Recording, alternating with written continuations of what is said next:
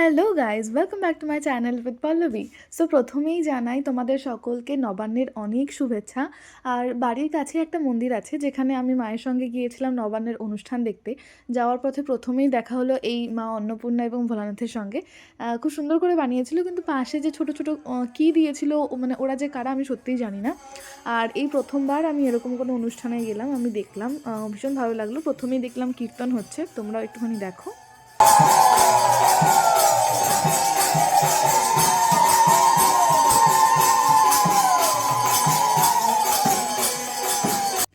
কিন্তু এই সব কিছুর মাঝে সবথেকে বেশি ভালো লাগলো এই ছোট্ট বাচ্চাটা, কি সুন্দর হাতে তালি দিচ্ছে, তালে তাল দিয়ে নাচছে। মানে ওকে দেখে সত্যিই ভীষণ ভালো লাগছিল।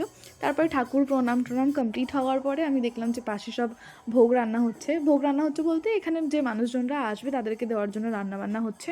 এখানে যারা আসে বহু মানুষের ভিড় হয়। আমি প্রথমবার এসে দেখলাম, কিন্তু আমি গল্প শুনেছি যে বহু মানুষ আসে, অনেক দূর থেকেও আসে। তো এত নবান্ন রেডি করা হয়েছে, মানে বুঝতেই পারছো তাহলে কত মানুষ হতে পারে। তো এই যে দেখতে পাচ্ছ এতগুলো লাইন অলরেডি বসে গেছে। আর ওই যে যে দূরে ভিড়টা দেখতে পাচ্ছ, মানে ওই রকম আরও মানুষজন কন্টিনিউ এসেই যাচ্ছে। আর যখন আমরা বেরোচ্ছি তখন তো জাস্ট বলার মতো না, এত পরিমাণে ভিড়, সেটাও তোমরা দেখতে পারবে। আর এখানে সব বাচ্চারাও পরিবেশন করছিল। প্রথমেই নবান্ন দেওয়া হলো আমাদেরকে, তারপরে নবান্নের পরে অন্ন দিল, তারপরে ডাল, তারপরে তরকারি, যা ওরা রেডি করেছিল তাই দিল। তো সত্যি মানে কোনো মন্দিরে গেলে ভগবানের প্রসাদ নিলে না, সেটা একটা, মানে বাড়ির খাবার ঠিক আছে কিন্তু সেটা একটা আলাদাই শান্তি।